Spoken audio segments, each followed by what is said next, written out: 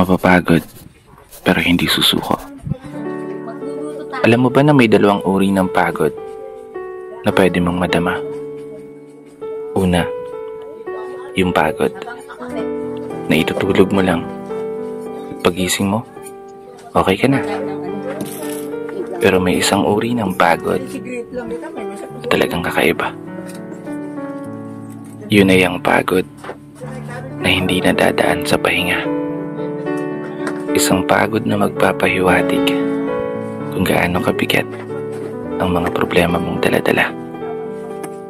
Pagod na magpapanginig ng mga luha sa mata. Pagod na magdidikta sa'yo para sabihin ayaw mo na.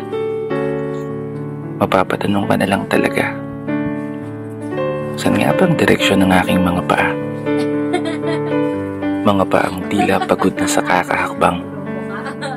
Mga paang ngimay na sa kada tapak sa baitang ng hagdan. Isang hagdan na magdadala sa akin patungo sa isang palapag na pinapangarap ko. Mapapagod pero hindi susuko. Magpapahinga pero hindi hihinto. Para sa pamilya at para sa pangarap, palaging pipiliin na magpatuloy.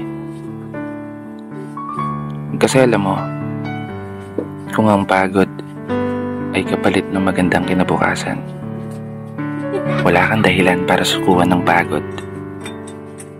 Wala kang dahilan para hindi ka bumangon.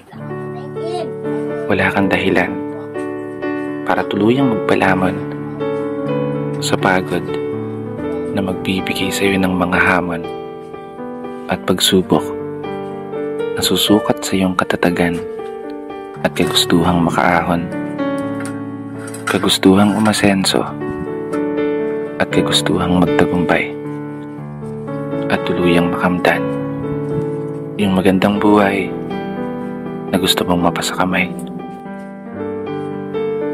Kaya naman, tatagan mo ang mga paa mo at tibayan ng loob sa iyong paglalakbay at umasa kang kalakip ng bawat pagod ay may masaganang buhay na naghihintay. Sige, umusad ka. Dito na nagtatapos.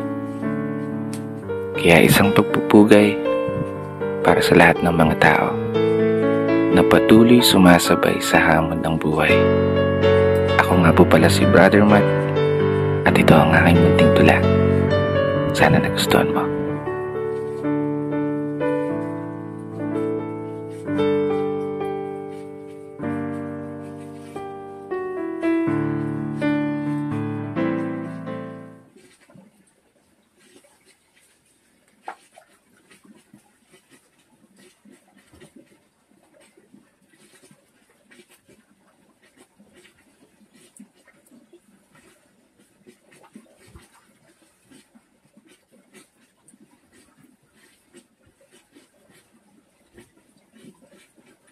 Maria.